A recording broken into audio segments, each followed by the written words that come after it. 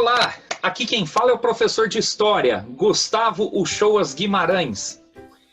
O tema do nosso vídeo é Nacional Desenvolvimentismo.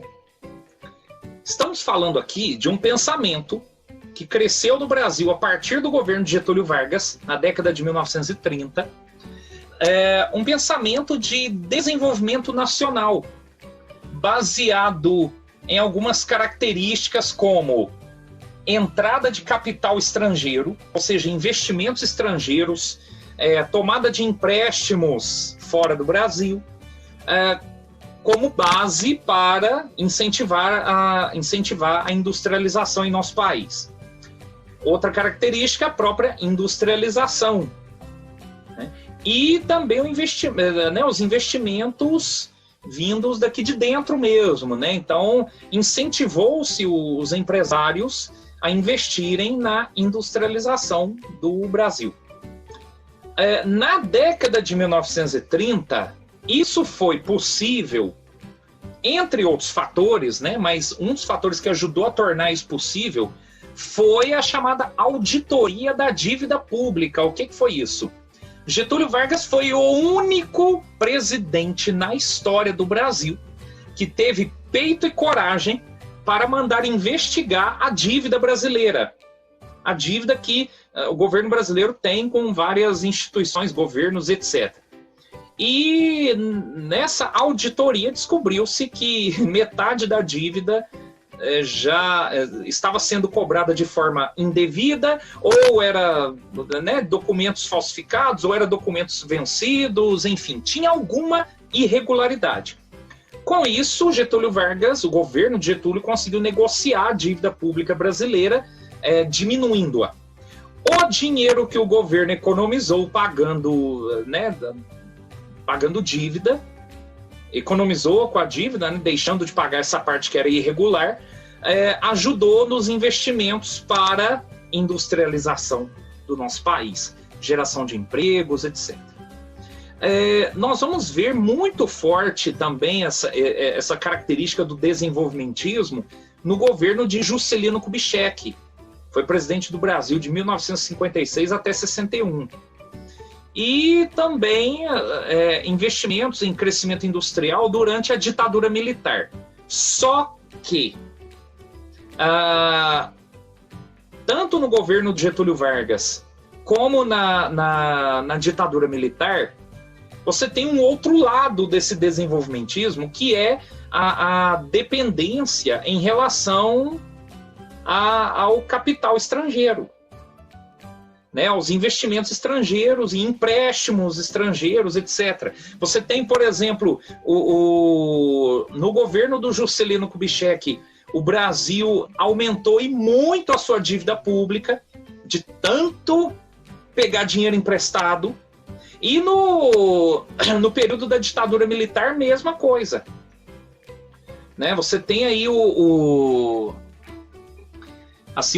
evolução muito grande da dívida pública brasileira por conta dessas políticas desenvolvimentistas que eram baseadas em tomadas de empréstimos no exterior.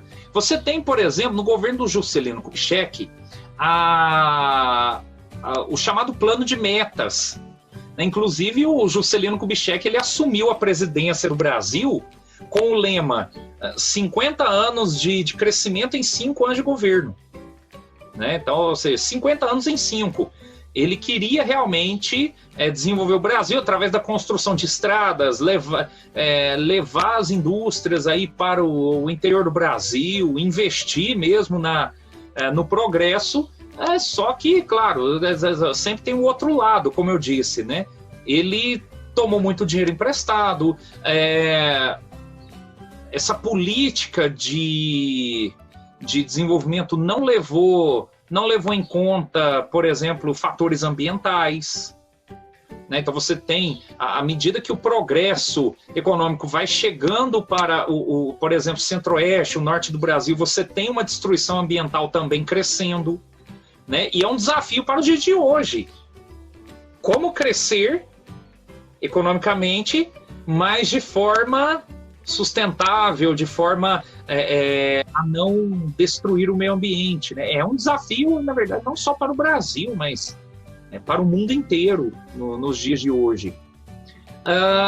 Essa política desenvolvimentista, ela foi muito alimentada, por exemplo, com dinheiro de petróleo, da exploração de petróleo.